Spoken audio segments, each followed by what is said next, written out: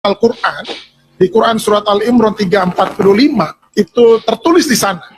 Dikatakan begini, saudara, Itzqalatil malaikatu ya Maryamu innallaha yubassuruki bi kalimatin min husmuhul masihu isabnu Maryaman wajihan fid dunya wal akhirah. Jadi ketika itu Al-Quran bilang begini, ketika itu Allah berfirman kepada malaikat Jibril, hai malaikat Jibril, lu datengin deh itu Maryam dan katakanlah kepada Maryam, innallaha yubassuriki bi kalimatin min husmul masihu isabnu Maryaman. Kasih tahu kepada Maryam, ini adalah kabar baik, ini adalah kabar sukacita, bahwa engkau akan mengandung dan melahirkan seorang anak laki-laki yang bernama Isa. Isa putra Maryam. Dan sudah tertulis namanya Isa, bukan yang lain. Isa putra Maryam. Siapa dia? Dia itu adalah wajihan fid dunya wal akhirah. Dia penguasa dunia akhirat, saudara. Ini pribadi yang luar biasa, saudara. Itu sebabnya Al-Quran mengaminkan bahwa seluruh dunia, siapapun dia yang masih manusia, itu harus merayakan Natal. Yang masih manusia. Kecuali udah berubah, kan gitu. Kenapa? Karena Al-Quran sendiri sudah menyatakan itu. Kok Al-Quran menyatakan itu ya? Yes, ini hal yang sangat penting. Kenapa yang dibawa? Keselamatan dunia ini. Manusia itu butuh keselamatan. Ketika manusia itu butuh keselamatan, apa yang harus dia lakukan? Dia harus mencari keselamatan itu. Bagaimana caranya mereka mencari jalan keselamatan itu? Ada yang rambutnya dibotakin supaya kudus, ya kan? Ada yang harus menghadap ke arah mata angin, karena di sanalah ada Tuhannya untuk selamat.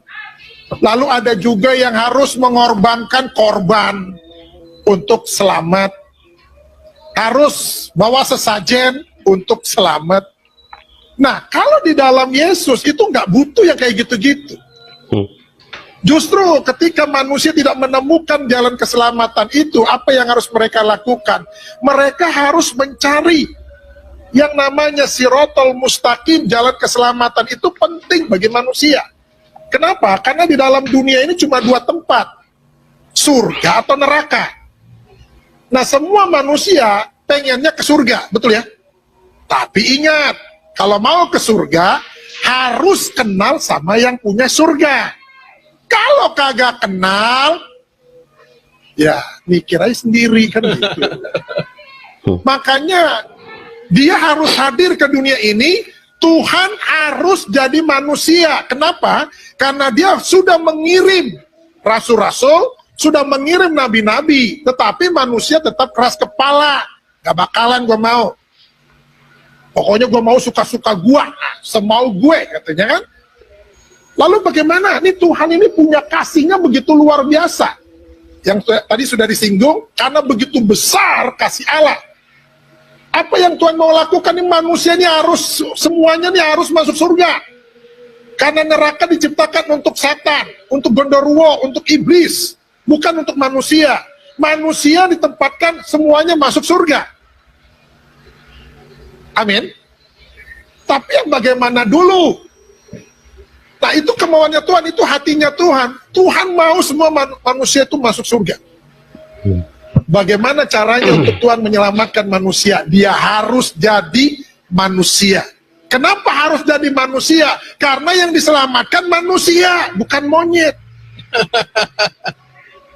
Kalau yang diselamatkan monyet, ya otomatis dia harus jadi monyet dengan bahasa monyet. Tapi yang diselamatkan manusia, itu sebabnya dia harus jadi manusia. Makanya ada yang bilang, Tuhannya orang Kristen mau lucu jadi manusia. Suka-suka dia. Dia mau jadi apa ke suka-suka dia. Ya puji Tuhan, yang diselamatkan target utamanya adalah manusia, maka dia harus jadi manusia dengan bahasa manusia. Dengan gaya hidup seperti manusia. Nggak mungkin dia datang sebagai roh.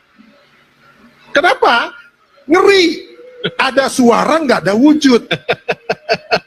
Budi, Budi, ada suaranya, tapi nggak ada wujudnya. Bahaya kan ini? Nggak mungkin juga dia tiba-tiba datang, cring, jadi manusia dewasa. Kenapa? Karena manusia selalu mencari silsilah. Dia anak siapa?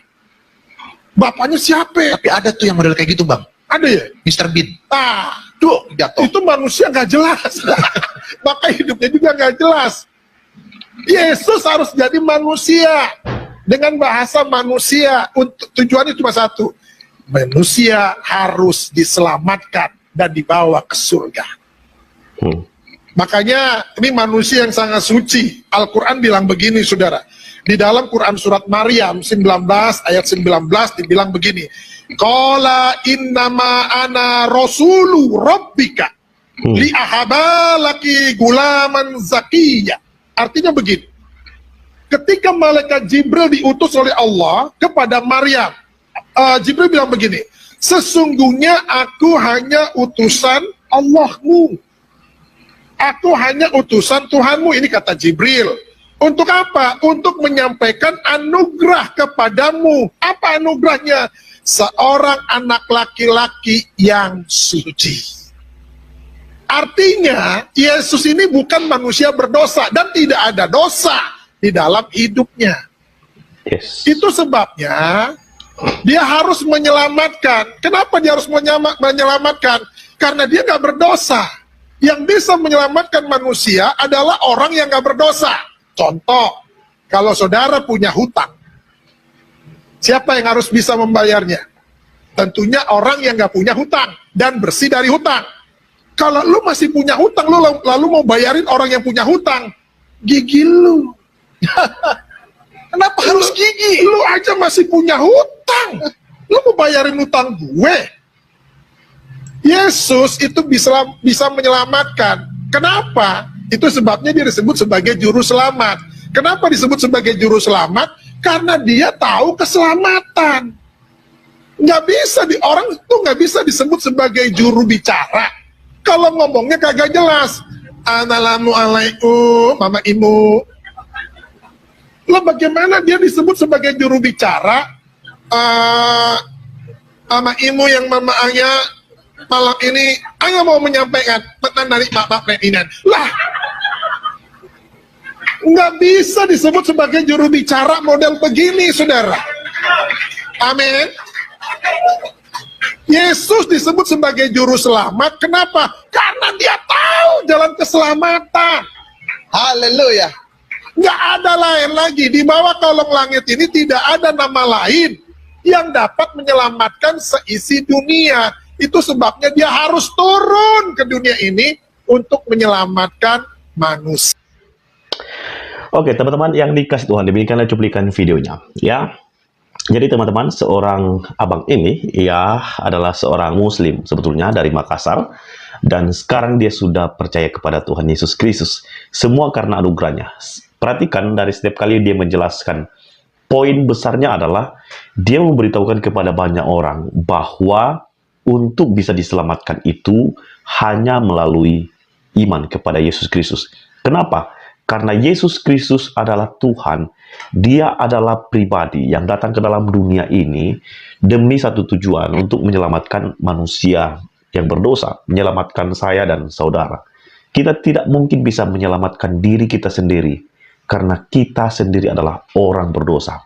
Allah itu kudus, itulah sebabnya ia tidak berkenan kepada dosa. Nah, satu-satunya cara yang bisa dilakukan adalah dengan datang menjadi manusia untuk menebus manusia, karena manusia yang telah berdosa. Jadi harus ditebus supaya dikuduskan, dibenarkan, sehingga di hadapan Allah bukan kita yang dilihat, tapi Kristus yang menjadi pengantara bagi kita. Jadi Anda mau selamat, Anda tidak akan mungkin dengan kekuatan, dengan diri sendiri, tetapi hanya melalui Yesus Kristus. Itulah sebabnya bersyukurlah karena Anda menjadi bagian daripada kerajaan Allah. So Jesus is dying on the cross. Two thieves are hung on either side of him. First thief turns to him and says, "Come on, miracle boy from Nazareth, get us off these crosses. And then based on that, I'll believe in you. Come on, little miracle dust, Jesus. And when I see it, I'll believe." The second criminal turns to the first criminal and says, "You idiot. We're dying here because we deserve it. But this Jesus, he's the innocent, holy, pure Son of God." And the second criminal looks at Jesus and says, "Lord Jesus, remember me when you come into your kingdom." All right. Now, Jesus didn't say, whoa, time out. First, you got to get baptized. Then you got to work in a soup kitchen. And then you got to give all your money or half of it to the poor. And then you got to genuflect. No, he didn't say that. He looks the guy in the face and he says, "I tell you the truth. Today you'll be with me in paradise." Okay, so that's grace. He didn't deserve it, but he trusted in Christ. Christ forgave him and gave him eternal life. Now, if the guy would have gotten off the cross, would he have tried to be baptized? Would he have tried to celebrate communion? Would he have gone to church? Would he have given money to the poor? Absolutely. Would he have lived a perfect life? No way. None of us live a perfect life. Certainly I don't. But by the grace of God, he would have changed and become more the man that God created him to be than he was at that time. So you see, the real issue when it comes to faith is not how many works have you done. The real issue is your faith genuine, sincere, or is it insincere? And sincere faith will be shown in the way I seek to obey Jesus.